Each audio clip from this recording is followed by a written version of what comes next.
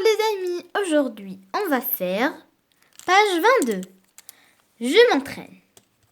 Première question. Lis le début des histoires, puis complète le tableau ci-dessous. Premier début.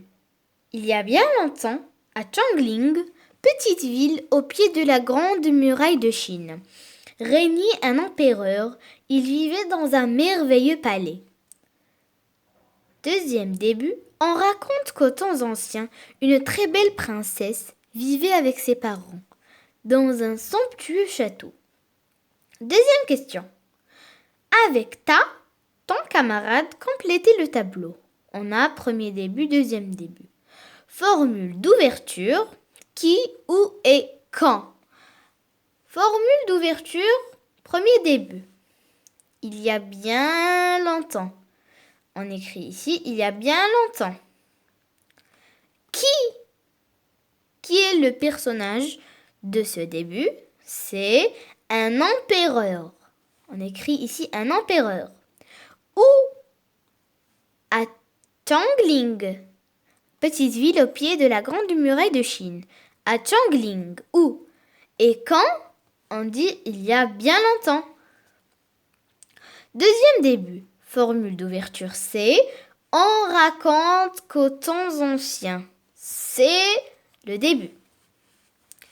Qui est le personnage? Une très belle princesse.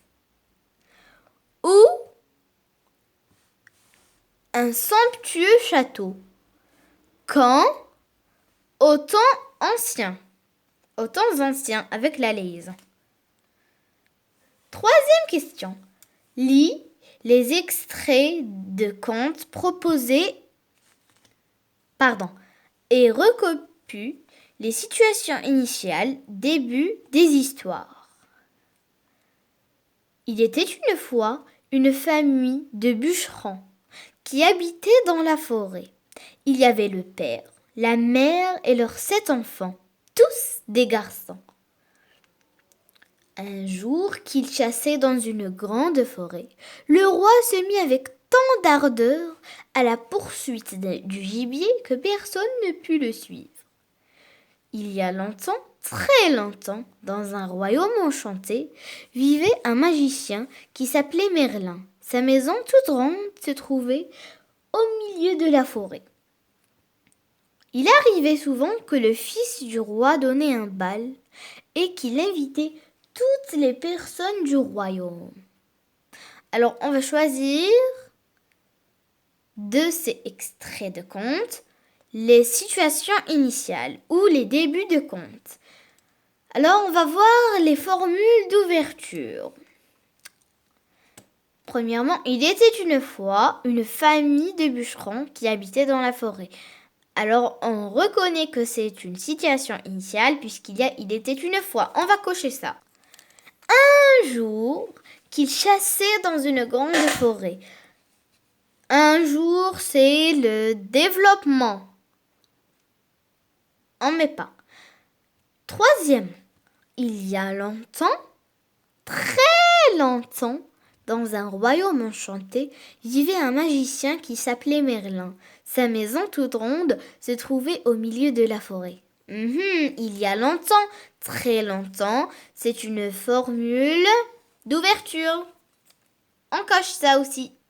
Il arrivait souvent que le fils du roi donnait un bal et qu'il ait invité toutes les personnes du royaume.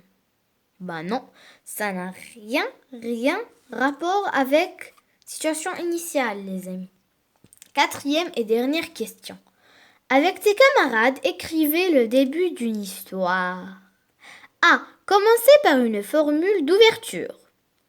Utilisez l'imparfait de l'indicatif. Indiquez les personnages de l'histoire. Précisez le lieu où se passe l'histoire. Vous pouvez utiliser les mots du tableau suivant. On a les personnages, compléments circonstanciels et verbes. On a un prince, une princesse, un roi, une reine, un homme, une femme, un garçon, une fille, un animal, des animaux. Chaque matin, tous les soirs, dans un village, dans le palais, sérieusement, avec gentillesse, avec douceur. On a maintenant les verbes vivre, sortir, aimer, parler, jouer et se promener. Il y a vraiment beaucoup de situations initiales qu'on peut faire. On va choisir. Par exemple, on va donner comme titre La princesse et le dragon.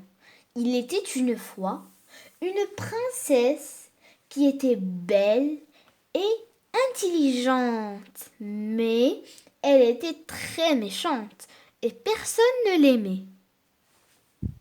On peut dire aussi, il était une fois, dans un petit village, un gentil petit garçon de 6 ans qui s'appelait Bernard Bouton. Ils habitaient à côté d'une vieille magicienne très riche. Et je crois maintenant qu'on est arrivé à la fin de la leçon. J'espère qu'on se retrouvera dans une nouvelle leçon. À bientôt les amis!